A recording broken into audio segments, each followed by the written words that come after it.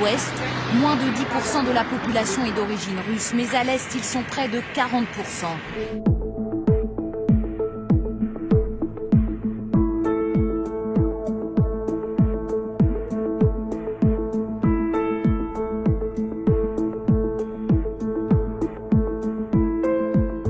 Dans les rues de Kiev, deux Ukraines qui s'affrontent.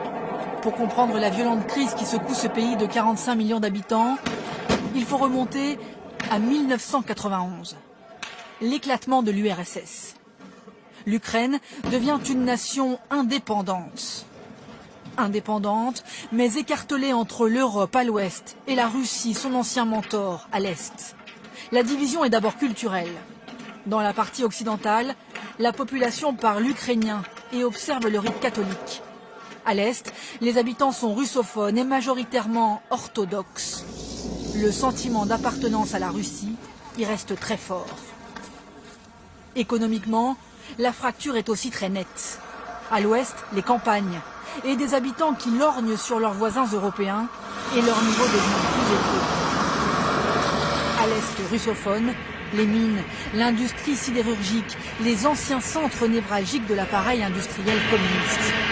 D'ailleurs, Lénine veille toujours sur ces villes les plus peuplées, les plus riches, qui voient d'un mauvais œil l'Union européenne et ses contraintes. Deux pays en un, et dans ce quartier mixte de Kiev, des habitants qui ne se comprennent pas. Le président ne décide de rien. Il attend les ordres de Moscou. Le peuple ne supporte plus les ordres du voisin. Je suis contre les manifestants. Ces gens de l'Ouest ont été payés par les puissances étrangères. Vous, les Européens, vous savez très bien de quoi je parle. La Russie, elle, a de gros intérêts en Ukraine. C'est l'un de ses plus gros marchés, c'est le point de transit essentiel de ses gazoducs vers l'Europe, et il y a une base militaire stratégique au bord de la mer Noire.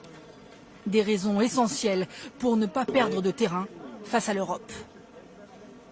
De Kharkov à Donetsk, partout dans l'Est, la tension monte. Depuis la chute de l'ancien régime, pas un jour sans face-à-face entre manifestants pro-russes et forces de l'ordre ukrainiennes. Après la Crimée, nouveau point de crispation dans une crise qui n'en finit pas. D'abord parce que dans l'Est plus qu'ailleurs, le géant russe est tout proche. Du nord au sud, plus de 1500 km de frontières communes.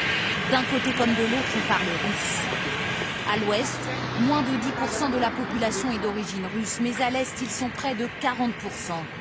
Culturellement proches, pour autant dans ces régions, le rattachement à la Russie n'est pas forcément une évidence.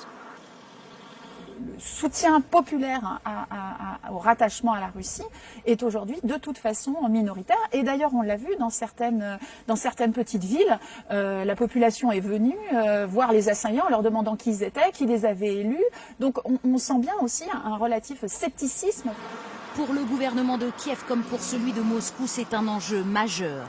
La région est la plus peuplée du pays, mais surtout la plus riche. Bassin minier et de l'industrie lourde. 25% des richesses de l'Ukraine sont produites dans ces usines de Donetsk. Ici, la Russie ne dispose pas de base militaire comme en Crimée, mais elle mise sur l'inquiétude suscitée par l'Europe et ses contraintes économiques pour faire pencher la balance en sa faveur.